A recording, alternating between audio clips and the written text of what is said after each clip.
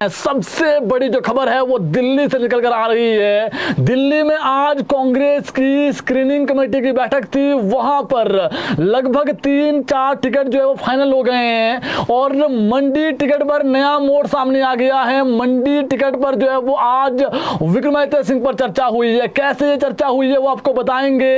इसके अलावा गौ मांस वाले ट्वीट पर जो है वो कंगना रनौत गिर गई है, कैसे गिरी है वो भी आपको बताएंगे। और भी बहुत महत्वपूर्ण खबरें हैं, सभी खबरें संक्षेप में बताएंगे। आज अनुराग सिंह ठाकुर ने भी जो है वो जुबानी हमला बोला है कांग्रेस पर। हिमाचल प्रदेश के बिलासपुर में आज थे, सभी खबरें बताएंगे। शुरुआत करते हैं बड़ी खबर के साथ। आज की सबसे बड़ी खबर कांग्रेस के टिकट को लेकर के है।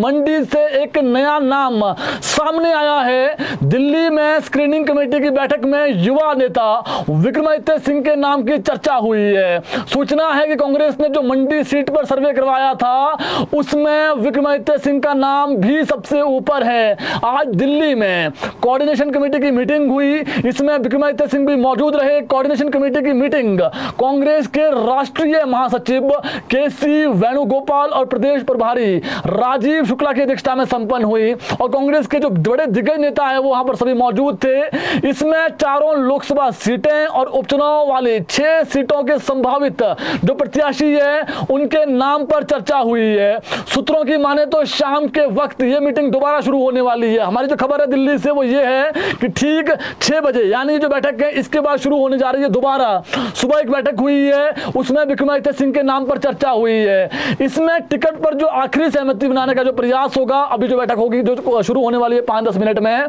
दिल्ली में, और जो आज स्क्रीनिंग कमेटी की बैठक हुई है उसमें विक्रमादित्य सिंह के नाम पर चर्चा हुई है। उसकी वजह कांग्रेस पार्टी द्वारा करवाया गया सर्वे है जिसमें वो सबसे ऊपर बताए जा रहे हैं। हालांकि जो हमारी सूचना है टिकट जो है वो प्रतिभा सिंह को मिलना लगभग तय माना जा रहा है। ये आज जो नया दिलचस्प एक मोड़ आया है वो उसकी वजह ये है कि जो कांग्रेस ने एक सर्वे करवाया था, जब सारे नेता बैठे हुए थे, केसी वेणुगोपाल, प्रभारी शुक्ला और जो नेता थे वहां पर सुखविंदर सिंह सुक्खू थे, डिप्टी सीएम थे, इसके अलावा कह सकते हैं आप खुद विक्रमादित्य सिंह थे, उनकी माता जो कांग्रेस की प्रदेश अध्यक्ष हैं वो वहां पर थी, प्रतिभा सिंह, रामलाल ठाकुर वहां पर थे और भी कई नेता वहां पर थे।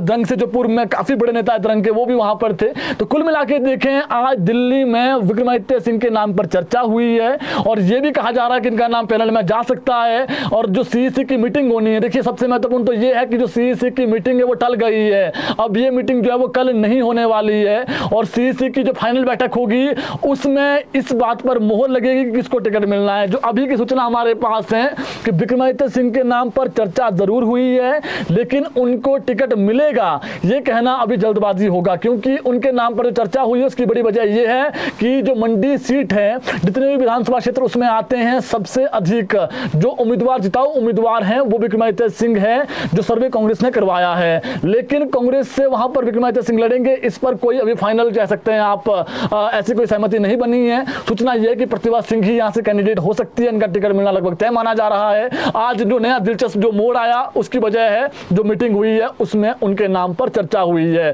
तो प्रतिभा सिंह, विक्रमादित्य सिंह, इन्हीं दो में से टिकट मिलेगा। लेकिन जो अभी की सूचना है वो यही है कि जरूर नाम इनका आया है, टिकट मिलेगा, ये सीईसी की बैठक में फाइनल होगा जी।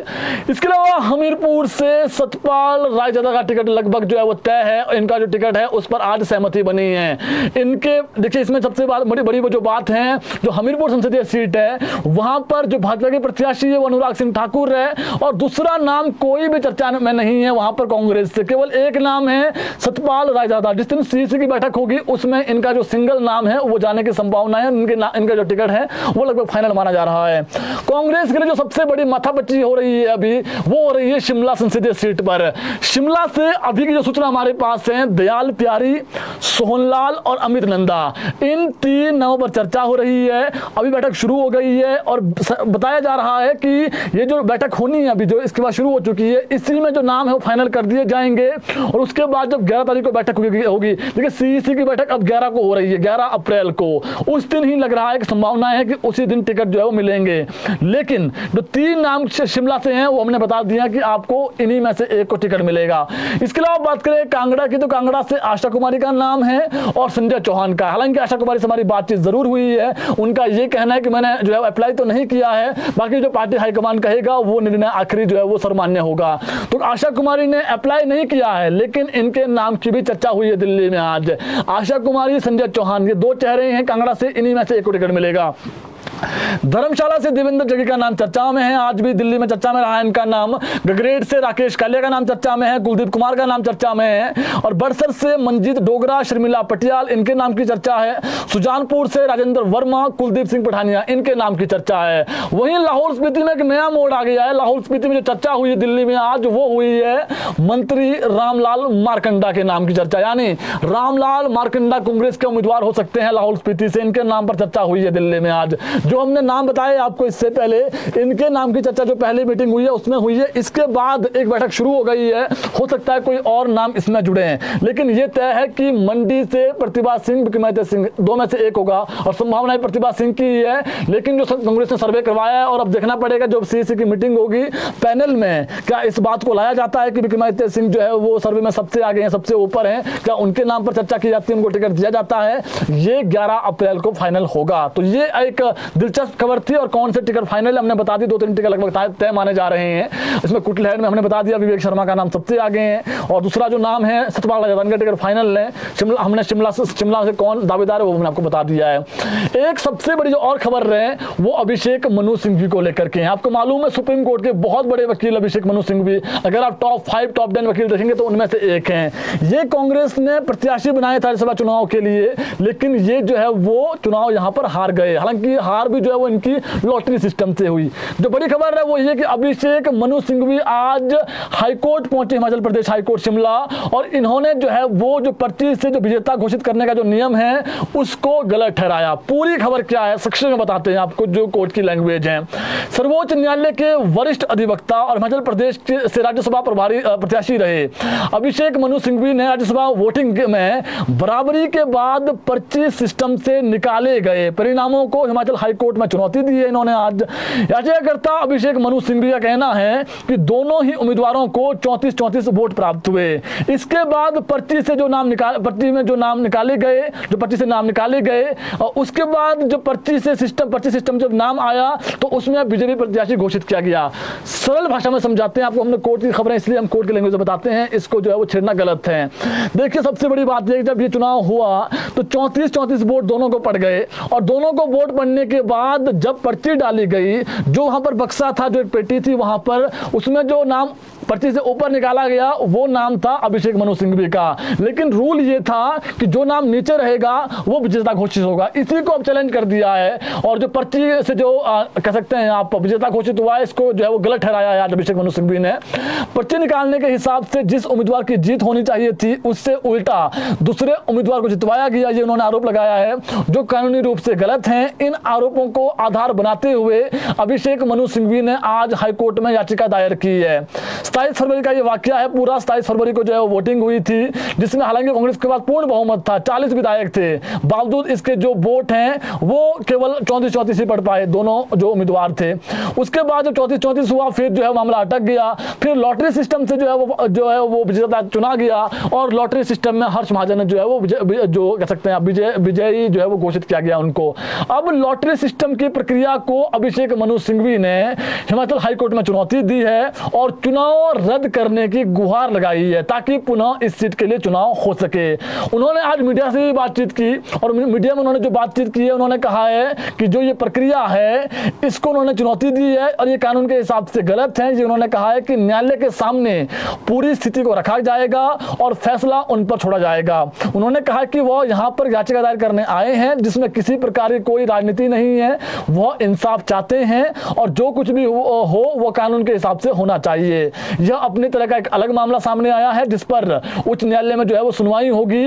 अभी याचिका दायर की गई है, जिस पर अब जो उच्च न्यायालय है, प्रदेश उच्च न्यायालय, वहां से जो है वो अब इसकी डेट निकलेगी याचिका की कि कब इस पर सुनवाई होनी है, कब जो है वो इस पर ये मामला लगता है। और सिंघवी ने कहा है कि कानून के तहत नियम की जो है वो खुद उस व्यक्ति को अदालत में हाजिर होना पड़ता है जो चुनौती दे रहा है, इसलिए आज वो यहाँ पर आए। और और अब आप लोग खड़े थे मीडिया, उन्होंने कहा कि आप यहाँ पर थे, एक बड़ा मामला नहीं है, मैं मुखातिब भी नहीं होना चाहता, लेकिन आप आ गए हैं तो मैं इसलिए बातें आपको बता रहा हूँ कि मैं क्यों यहाँ पर आया हूँ। तो जो सारी स्थिति है वो उन्होंने रख दी है। तो आज अभिषेक मनु सिंह भी आए थे और इन्होंने किस बात को लेकर, जो लॉटरी सिस्टम में जिसमें 34 जब वोट पड़े, फिर एक जो पर्ची निकली वो पर्ची निकली अभिषेक मनु सिंघवी की। रूल ये था कि जो पर्ची अंदर है वो विजेता होगी, तो इसी को अब चैलेंज कर दिया है कि ऐसा कहीं पर नहीं है। अब इसी को लेकर के जो है वो अब चर्चा होगी आगे, जो कब तिथि मिलती है, कब इस पर जो है वो सुना जाता है कोर्ट के द्वारा। इसके अलावा बात करें कंगना रनौत की, कंगना रनौत मुंबई के लिए गई है, जो हमारी सूचना है 2-4 दिनों बाद वापसी लौटेगी। हालांकि वो अपने पर्सनल काम से गई है, बहुत इंपॉर्टेंट कार्य है उसके लिए वहां पर वो गई है। लेकिन जो आज एक सोशल मीडिया पर पोस्ट वायरल हुई है, विक्रमादित्य सिंह ने कंगना रनौत को घेरा है। विक्रमादित्य सिंह ने कंगना रनौत को बीफ खाने के पुराने बयान पर घेरा है। विक्रमादित्य ने कंगना का जो नाम लिए बगैर सोशल मीडिया पर लिखा, जो उनका फेसबुक अकाउंट है ब्लूटिक, हिमाचल देवी देवताओं का पवित्र स्थल है, देवभूमि है, जहां गोमांस का सेवन करने वाले चुनाव लड़ें, यह हमारी संस्कृति के लिए चिंता का विषय है। उन्होंने इंडायरेक्टली लिखा ये, जिसका राजनीति से कोई सरोकार नहीं है। और कंगना रनौत को भाजपा ने, अब देखिए जो इन्होंने लिखा था वो हमने बता दिया है आपको कि इस बात का कोई सरोकार नहीं है, लेकिन जो गौमांस खाता है वो हमारी संस्कृति के खिलाफ है, उन्होंने इंडायरेक्टली लिखा।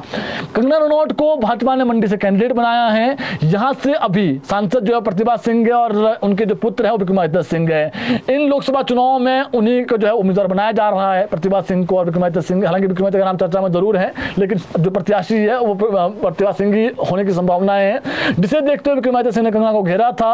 अब पूरा मामला क्या है? दरअसल कुछ साल पहले एक जो ट्वीट है वो कंगना रनौत ने अपने ट्विटर से किया था, जिसमें उन्होंने लिखा था कि बीफ और दूसरा कोई मीट खाने में कोई बुराई नहीं है। ये ट्वीट था उनका, बहुत पुराना ट्वीट है, कई सालों पुराना। इस ट्वीट के बाद कंगना खूब जो है वो जो कह सकते हैं सुर्खियों में आई थी, विवादों में आ गई थी।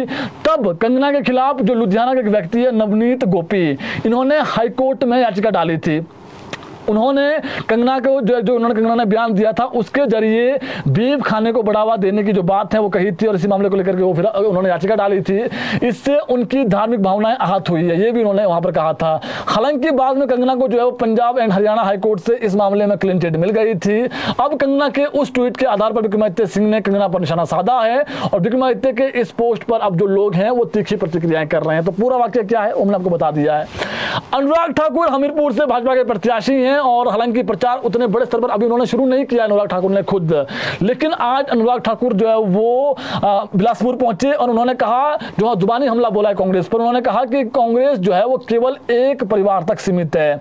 भाजपा की ओर से आज बिलासपुर कार्यालय में पार्टी स्थापना दिवस कार्यक्रम रखा गया था, और इसमें जो केंद्रीय मंत्री अनुराग ठाकुर बतौर मुख्य अतिथि पहुंचे। इस दौरान अनुराग ठाकुर ने कार्यकर्ताओं को लोकसभा चुनाव के मद्देनजर टिप्स भी दिए और कांग्रेस पर जमकर उन्होंने निशाना साधा। अनुराग ने कहा कि कांग्रेस पार्टी केवल एक परिवार तक सीमित है। आरोप लगाया उन्होंने 2014 से पहले इस पार्टी ने देश की सुरक्षा के साथ भी खिलवाड़ किया, ये भी उन्होंने आरोप लगाया।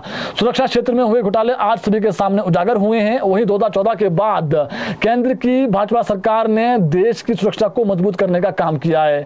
उन्होंने कहा कि आज भारत स्वयं देश में सुरक्षा उपकरण जो है वो तैयार कर रहा है, और भाजपा देश के हर वर्ग के लिए उत्थान के लिए जो कार्य कर रही है। उन्होंने ये भी कहा है कि जो कांग्रेस है उनसे अपना कुनबा नहीं संभाला जा रहा है प्रदेश में, और आगामी जो उपचुनाव होने 6 सीटों पर और जो लोकसभा में चुनाव होने हैं लोकसभा की 4 सीटों पर, उसमें प्रचंड जो जीत है वो भाजपा करेगी। तो ये आज जुबानी हमला बोला है अनुराग ठाकुर ने, बिलासपुर में थे।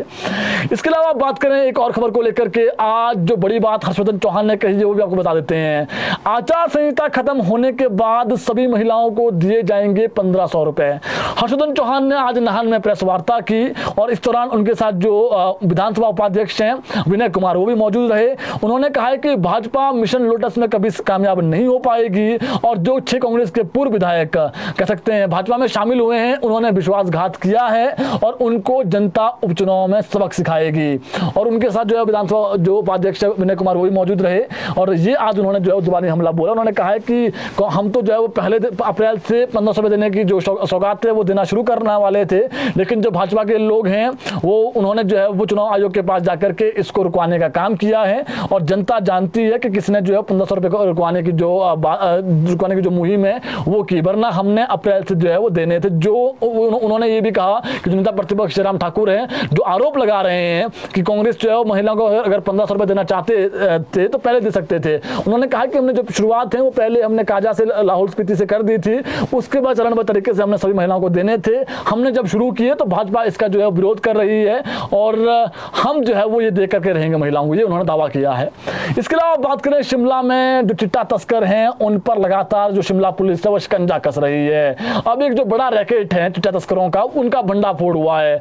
शिमला जिला के कोटखाई में पुलिस ने चिट्टा सप्लायर के बड़े रैकेट का भंडाफोड़ किया है और ठियोग व कोटखाई पुलिस की टीम ने बीती शाम अलग अलग स्थान से जो 6 चिट्टा सप्लायर थे उनको गिरफ्तार कर दिया, यानी जो उनका समूह था उनको गिरफ्तार किया गया है।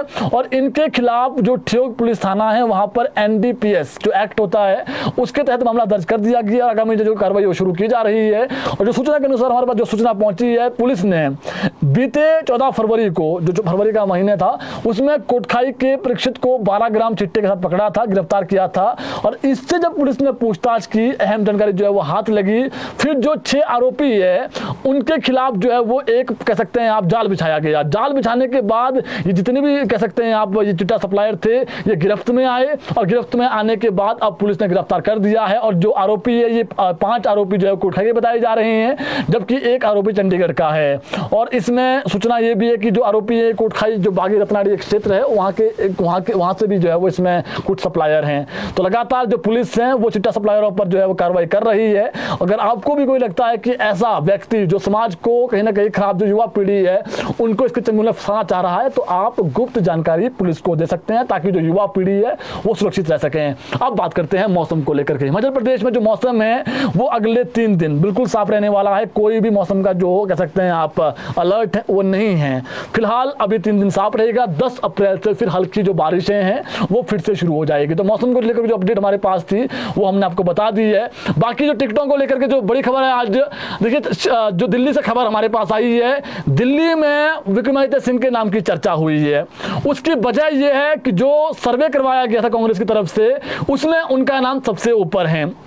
एक चीज हो गई, लेकिन टिकट इन्हीं को मिलेगा इस पर अभी कोई भी सहमति नहीं बनी है। इसके लिए इंतजार करना पड़ेगा और संभावनाएं ये भी है कि जो पैनल जाएगा उसमें इनका नाम भी जाएगा। सीईसी की जो बैठक है वो टल गई है और सीएम कल जो है वापसी लौट सकते हैं। हालांकि पहले ये लग रहा था कि जो मीटिंग है ये जो मीटिंग है सीईसी की कल हो जाएगी। तो फिलहाल कांग्रेस के टिकट के लिए अभी इंतजार करना पड़ेगा। सतपाल रायचंद्र का टिकट फाइनल है जी, इनको टिकट मिल रहा है। और जो कुटलहड़ है वहां से विवेक शर्मा का टिकट भी लगभग तय माना जा रहा है। और बाकी जो टिकट शिमला वाला है संसदीय क्षेत्र वाला, उसमें दयाल प्यारी है। दयाल प्यारी के अलावा एक जो नाम है वो सोहनलाल का, एक नाम जो है अमित नंदा का है। और कांगड़ा से केवल 2 नाम हैं, उसमें आशा कुमारी और एक संजय चौहान ने, इनके नाम पर चर्चा है। जो महत्वपूर्ण सूचनाएं हैं आप तक हमने पहुंचा दी है। इस बुलेटिन को शेयर जरूर करें ताकि और लोगों तक भी जो अपडेट है वो पहुंच सकें। कोई सवाल आपका है कमेंट बॉक्स में सवाल कर सकते हैं। बाकी जो JOIT 817 जो अन्य पोस्ट कोड है, काफी लोग अलग अलग कमेंट करते हैं कि सर आप इसको लेकर के पूछिए। तो आप जिस प्रकार से आचार संहिता लगी हुई है, ये पुराना मैटर था आचार संहिता से पहले वाला,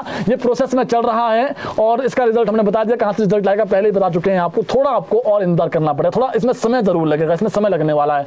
बाकी जो भर्तियां हैं, पिछले कल हमको खबर बताई थी कि जो HS की भर्तियां हैं वो निकल गई है, आप ऑनलाइन अप्लाई कर सकते हैं। और कुछ और डिपार्टमेंट्स में उसमें भी भर्तियां निकली है, उसमें भी आप अप्लाई कर सकते हैं। ये जो भर्तियां हैं ये हो रही है लोक सेवा आयोग के माध्यम से। इसका आचार संहिता से कोई वो नहीं होता है सरोकार। ये जो है वो क्लास 1 क्लास 2 रैंक की जो पोस्ट है उसके लिए हो रहा है, इसके लिए आप अप्लाई कर सकते हैं।